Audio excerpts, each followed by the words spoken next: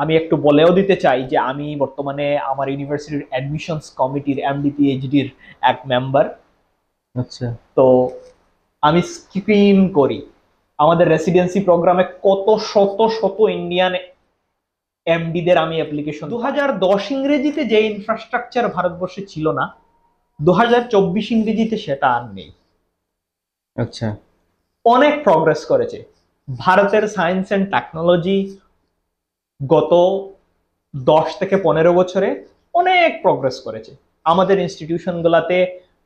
ওই international মানেরই instrument অনেকগুলো আছে, যেগুলো পিএইচডি স্টুডেন্টসরা ইউজ করতে পারে, যেটা 2010-এ ছিল। নমস্কার, বরাক বিনোদন পরিবারের প্রত্যেক দর্শককে আজকের প্রাসঙ্গিক অনুষ্ঠানে স্বাগত জানাই। আজকের বিষয় হচ্ছে অ্যাসপিরেশন অর্থাৎ উচ্চাকাঙ্ক্ষা, এবং এই বিষয় নিয়ে যিনি আমাদের সঙ্গে কথা বলবেন তিনি আমাদের হাইলাকান্দি সুসন্তান, কিন্তু বর্তমানে আমেরিকা নিবাসী। আমরা স্বাগত জানাই ডক্টর মুস্তাফা আহমেদ বড় ভূঁইয়াকে। হয়তো আজকের এই আলোচনাকে এগিয়ে নেওয়ার ঠিক আগে ডক্টর মুস্তাফার অনেক পরিচয় আছে, অনেক বিষয় নিয়ে কাজ করছেন। তিনি সম্প্রতি আমেরিকার 20 জন প্যাথোলজিস্টের মধ্যে একজন নির্বাচিত হয়েছেন। প্যাথোলজিস্ট পাওয়ার লিস্ট 2024-এ অন্তর্ভুক্ত ডাক্তার মুস্তাফা আজ আমাদের সঙ্গে কথা বলবেন। বর্তমানে তিনি যেখানে কর্মরত আছেন, doctor Mustafa Barbhuiya is the medical director of clinical chemistry and point care testing of the Department of Pathology, Bay State Medical Center, Springfield, MA. That is Massachusetts. And he is an assistant professor of pathology, healthcare delivery, and population sciences, and other many things. He is presently associate. আজও কিন্তু আমরা মানে বিদেশে যাওয়ার স্বপ্নটা আমরা দেখি। সেক্ষেত্রে আমাদের এই বিশাল ভারতবর্ষ কি অনেকটা পিছিয়ে? আমরা কি সেভাবে ইনফ্রাস্ট্রাকচার তৈরি এখনো করতে পারি? সেই ব্যাপারে যদি একটু মানে কোনো ইনফরমেশন দাও আমাদেরকে দাও, বা সেটা তোমার বিষয়টা হোক, তোমার যেটা সাবজেক্ট। তো আমি তোমার সঙ্গে একমত শঙ্কর, যে আমি বলছিলাম তোমাকে, শেয়ার করছিলাম কিছু ইন্টারাকশন আমার কলেজের রিসেন্ট ইন্টারাকশন। স্টুডেন্টরা অনেকই সেন্সিটিভ হয়ে গেছে, কোয়েশ্চেন করে এখন। আমাদের সময়টা গেছে, আমিও বাংলা মিডিয়ামে পড়েছি, আমাদের এই ইয়েটা ছিল। হ্যাঁ, আমি যখন বাংলা মিডিয়ামে পড়ে শিলচর গুরুচরণ কলেজে গিয়েছিলাম, তখন ছিল আমার এই এই ইয়েটা। হ্যাঁ, আমি ওখানে একমত। আর বাকি যে প্রশ্নটা, যে আফটার 12 কি করবে, মানে সংক্ষেপে কথা হলো যে তোমার কাছে আজকাল গুগল স্মার্টফোন তোমাকে এমন ইনফরমেশন দিচ্ছে, তুমি যে সাবজেক্টের ব্যাপারে প্যাশনেট ওটাকে পার্সু করো, you will get your goal. আমি একটু বলতেই চাইবো স্পেসিফিক্যালি, যে আমাদের সময় ছিল, জানি না এখন আছে কিনা, যে ইঞ্জিনিয়ারিং আর মেডিকেল ছাড়া ক্লাস 12-এর পরে কিছু নেই। এমন কিছু না। Follow your instinct, whichever subject you like, you will excel. এটা একটা কথা আছে। যেমন অনেক ইঞ্জিনিয়ারিং এর ছাত্র যারা আইআইটি থেকে পাশ করে, আমি বলবো পাশ করে চাকরি পেয়ে ইঞ্জিনিয়ারিং এর ইউও ইউজ করছে না। আছে অনেক। তো এটাই আর কি এটার আনসার, যে you have to find your passion, whichever you like, you pursue. 3 number যে একটা প্রশ্ন তোমার ওই ইয়ের মধ্যে ছিল, যে আমাদের ভারতবর্ষে কি ইনফ্রাস্ট্রাকচার তৈরি হয়ে ওঠেনি বা ছিল না ওই সময়। আমি বলছিলাম 2010 ইংরেজির কথা, রাইট? 2010 ইংরেজিতে যে ইনফ্রাস্ট্রাকচার ভারতবর্ষে ছিল না, 2024 ইংরেজিতে সেটা আর নেই। আচ্ছা। অনেক প্রগ্রেস করেছে ভারতের সায়েন্স অ্যান্ড টেকনোলজি গত 10 থেকে 15 বছরে। অনেক প্রগ্রেস করেছে আমাদের ইনস্টিটিউশন গুলাতে। ওই ইন্টারন্যাশনাল মানেরই ইনস্ট্রুমেন্ট অনেকগুলো আছে, যেগুলো পিএইচডি স্টুডেন্টসরা ইউজ করতে পারে, যেটা 2010-এ ছিল না। একেবারে বাস্তব কথা। এটা 10-15 বছরের সময়ে অনেক ইমপ্রুভমেন্ট হয়েছে। এখন কথা হচ্ছে যে ভারতের স্টুডেন্ট কি যাওয়া উচিত বিদেশে? আমি বলবো হ্যাঁ। কারণ আমি আমার কথা বলবো, আমি কিন্ডারগার্টেন থেকে পিএইচডি অবধি ভারতবর্ষে করেছি। খুবই ভাগ্য ভালো আমার যে আমি জনস হপকিন্স স্কুল অফ মেডিসিনের মতো একটা খ্যাতিমান, তখন 23 বছরের টপ 1 ছিল আমেরিকাতে জনস হপকিন্স। তো ওখানে গিয়ে ওখানকার যে কর্মশৈলী, ওয়ার্ক এথিক্স, এই যে একটা কালচারাল ডিফারেন্স, এটা আমার মতে শেখা উচিত। আমাদের ইনফ্রাস্ট্রাকচার ডেভেলপ হয়ে গেছে, ওই ইনফ্রাস্ট্রাকচারকে আমরা কেমন করে বাস্তবায়িত করব, এটা করতে হলে আমাদের কিছু হাই কোয়ালিটি ওয়ার্ক এথিক্সের দরকার। এই ওয়ার্ক এথিক্সের যদি ট্রেনিংটা আমরা পাই,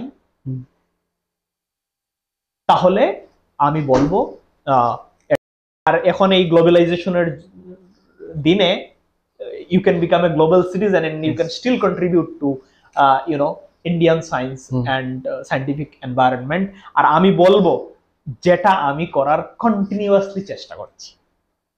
হ্যাঁ, আমরা অনেক সময় শুনি যে আজকাল বিদেশ থেকে যেটা ব্রেন ড্রেন হয়েছিল একটা সময় আমরা শুনতাম, এবং আবার সেগুলো ফিরে আসছে। অনেক শোনা কথা অনেকে শুনি, এবং আজকাল তো সবকিছুর গসিপিংটা একটু বেশি। তো আদৌ কি ফিরছেন আমেরিকাতে যারা মানে হয়তো মানে বিভিন্ন ফিল্ডে কাজ করছেন, সেটা ব্যবসায়িক হোক, পড়াশোনার ক্ষেত্রে, অনেকে কি ভারতমুখী হওয়ার সেই প্রবণতা আদৌ বেড়েছে না? না যেটা না না এইগুলোর কথা বেজলেস কি মনে হয়, তুমি এখানে থাকছো? হ্যাঁ, এটা খুব একটা প্রাসঙ্গিক প্রশ্ন। প্রাসঙ্গিকে আমি বলবো খুবই প্রাসঙ্গিক একটা প্রশ্ন। এই প্রশ্নের দুটো উত্তর আছে। একটা হচ্ছে, এক সময়ে আমাদের ব্রেন ড্রেন যা হয়েছিল তা আইআইটি কেন্দ্রিক ছিল। আচ্ছা, আইআইটি থেকে টেকনোক্রেট যারা বিটেক, আমাদের দেশের ক্রিম ব্রেন গিয়ে ঢুকতো, ইঞ্জিনিয়ারিং করলো, করেই ইউরোপ আর আমেরিকা থেকে গিয়ে সার্ভিস সেক্টরে কাজ করছিল। আমি বলবো আমার আইআইটির বন্ধুগণ খাপা হবেন না আমার উপর, কিন্তু আপনারা ইঞ্জিনিয়ারিং আর ইউজ করছিলেন না, ইউরোপ আর আমেরিকার সার্ভিস সেক্টরের টেকনোক্রেট হয়ে গিয়েছিলেন বা টেকনোলজি ম্যানেজার হয়ে গিয়েছিলেন। এটা আপনাদেরও ড্রেন ছিল, ভারতবর্ষেরও ড্রেন ছিল। এখন গত 30 বছরে ওই সেক্টরটা স্যাচুরেট হয়ে গেছে। আচ্ছা, স্যাচুরেশনের ফলে অনেকে আর উপর দিকে যেতে পারছে না। দেখুন, সব তো আর সুন্দর পিচাই হবে না, আর সব তো আর সিইও হবে না। সিইও তো 2-4 জন হবে। বাকি যে একটা ইনফ্লাক্স হয়েছিল 30 বছরের, ওরা ভেবে দেখছে যে আমাদের তো আর ক্যারিয়ারের উপর দিকে যাওয়ার গতি নেই, আর বিভিন্ন ক্ষেত্রে ইমিগ্রেশন প্রেসারও আছে। ওই প্রেসারের কারণে কিছু ঘরমুখী হয়েছে, এটা সত্য, ইয়েস, বাস্তবায়ন। কিন্তু এই ব্রেন ড্রেইনের ফিল আপটা হয়েছে কিনা আমি ডাউটফুল। কারণ হচ্ছে ওরা চলে গেছে, যে টেকনোলজি ভারতবর্ষের যে রিসোর্স ইউজ করেছিল 4 বছর ভারত সরকারের আমাদের ট্যাক্স পেয়ারের পয়সা দিয়ে, ওগুলোর চেয়ে আবার প্রাপ্তি হবে। কারণ হচ্ছে ওরা ওই ফিল্ড থেকেই একটু দূরে সরে গেছে, ওরা সিনিয়র লেভেলে। কিন্তু হ্যাঁ, ওদের আশা ফিরে আসা ভারতবর্ষে কিছু ইকোনমিক দিক দিয়ে হয়তো ইম্প্যাক্টফুল হচ্ছে, কারণ ওরা ডলারে পয়সা জমা করে এখন ভারতবর্ষে এসে কিছু একটা করার চেষ্টা করছে, that is giving the economy a little bit of impetus at certain level, correct. কিন্তু ব্রেন ড্রেইনের যে পূর্তি হচ্ছে, ডিসএগ্রি করব।